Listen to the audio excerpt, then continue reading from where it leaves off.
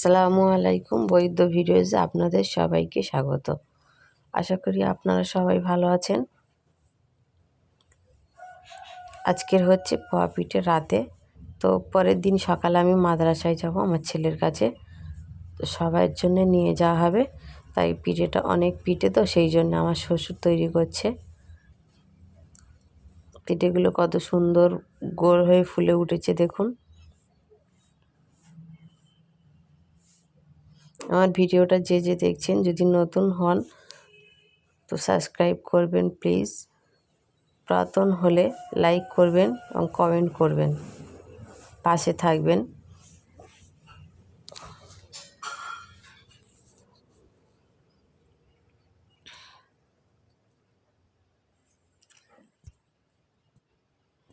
পিঠেটা খুব সুন্দর নরম। এই পিঠের ভিতরেও খুব সুন্দর হয়েছে, একদম নরম, খেতেও খুব সুস্বাদু। যে দেওয়া আছে চালের আটা, গমের আটা, ময়দা, সুজি, মিষ্টির রস এবং গুড়, ঝোলা গুড়।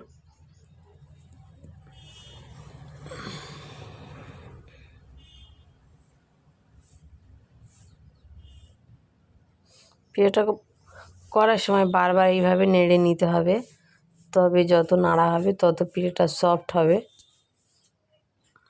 হয়ে গিয়েছে সব পিঠে। তো গাইস, আমি চলে এসেছি মাদ্রাসায়, আর পুরোটা সব ভিডিও দেখালাম না। তো মাদ্রাসায় বাড়ি থেকে জালি পরোটা, মুরগির গোশত আর ডাল আর ওই পিঠে দেওয়া হচ্ছে। হুজুর সবাইকে দিচ্ছে। ডালটা মাদ্রাসায় হয়েছিল, আর জালি পরোটা তরকারি আমরা বাড়ি থেকে বানিয়ে নিয়ে গিয়েছিলাম। পোয়া পিঠে শুদ্ধ, তো সবাইকে দেওয়া হচ্ছে লাইন দিয়ে।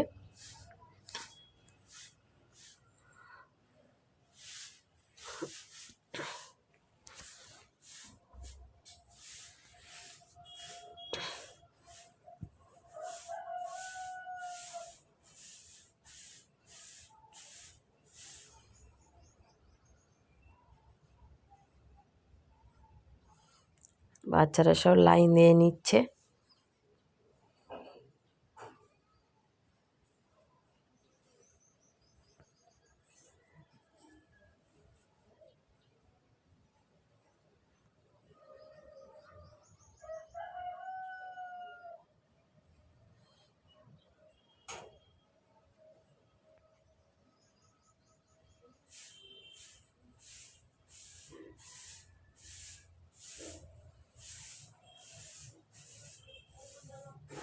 মুরগির গোশত আর আলু দেওয়া হচ্ছে। আমাদের বাড়ি অনেক দূরে, তাই খুব বেশি নিয়ে যেতে পারি না বয়ে, তো তাই সবাইকে ভাগ করে দেওয়া হচ্ছে।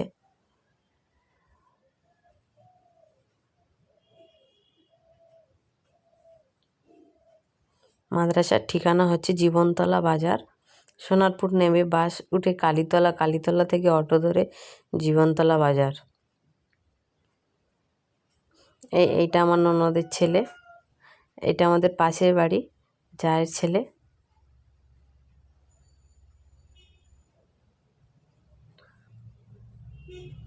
আর এটা আমার ছেলে।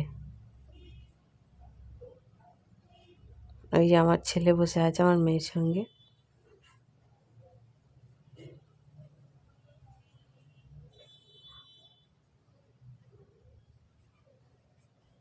মাদ্রাসায় এসছে অনেক দিন পরে, তোর ভাইজানের পাশে বসেছে, খাচ্ছে।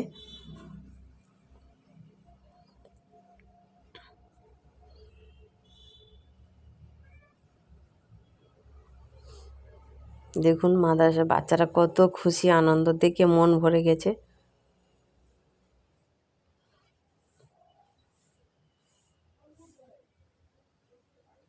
যদি কেউ মাদ্রাসায় কিছু দান করতে চান তো কমেন্টে যোগাযোগ করবেন।